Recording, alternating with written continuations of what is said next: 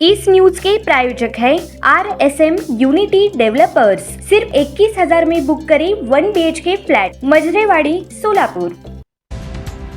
सोलापूर महानगरपालिका निवडणुकीसाठी अजितदादा पवार राष्ट्रवादी काँग्रेस पक्षामध्ये 465 इच्छुक उमेदवारांनी अर्ज भरले होते। यातील 427 जणांनी राष्ट्रवादी भवनात दिवसभरात मुलाखती दिल्या, ज्यामध्ये प्राध्यापक, शिक्षक, डॉक्टर, वकील, अभियंता, उद्योजक, उच्च विद्याविभूषित युवक युवतींचा मोठा समावेश होता। माजी महापौर आणि माजी नगरसेवक यांनी राष्ट्रवादी भवनात मुलाखतीसाठी लावलेली हजेरी सर्वांचे लक्ष वेधून घेत होती। सोलापूर शहरात राष्ट्रवादी पक्षाकडे उच्च शिक्षित आणि उच्च विद्या विभूषित उमेदवारांनी मुलाखती दिल्यामुळे सोलापूरच्या विकासासाठी सोलापूर महानगरपालिकेत जाण्यासाठी सुशिक्षित वर्ग मोठ्या प्रमाणावर आसुसलेला असल्याचे दिसून आले।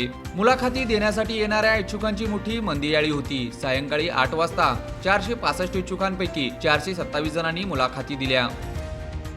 काँग्रेस पार्टी राष्ट्रीय अध्यक्ष अजितदादा पवारसाहेब यांच्या नेतृत्वावर विश्वास ठेवून सोलापूर शहरातील अनेक इच्छुकांनी राष्ट्रवादी काँग्रेस पार्टीचा अर्ज भरले आहेत।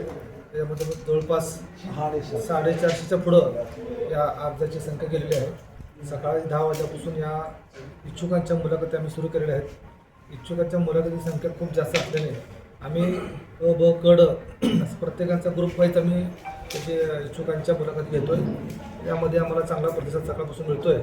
आज संध्याकाळी उशीरपर्यंत आज मुलाखती चालतील।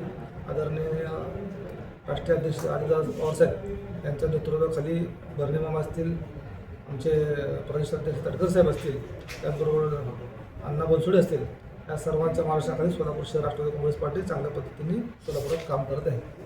साधारण यादी कधीपर्यंत जाहीर होऊ शकते? याआधी आज आम्ही सर्व मुलाखती संपूर्ण पूर्ण झाल्यानंतर सोलापूर शहरातील आमचे ज्येष्ठ नेते, त्याचबरोबर आमचे सर्व आमचे सहकारी या सर्वांना आम्ही एकत्र बसून त्या सर्व ज्या ज्या इच्छुकांनी मुलाखती दिल्या किंवा ज्या इच्छुकांनी अर्ज दिले ते सर्व अर्ज एकत्रित करून सर्व प्रभागवाईज वेगवेगळ्या करून आम्ही सर्व त्याच्यावर चर्चा करणार आहोत। त्या चर्चेनंतर परत आम्ही अण्णा बनसोडे साहेबांसोबत चर्चा करणार आहोत। भरणे बाबासोबत चर्चा करून त्याचा नंतर आम्ही फायनल यादी जाहीर करू।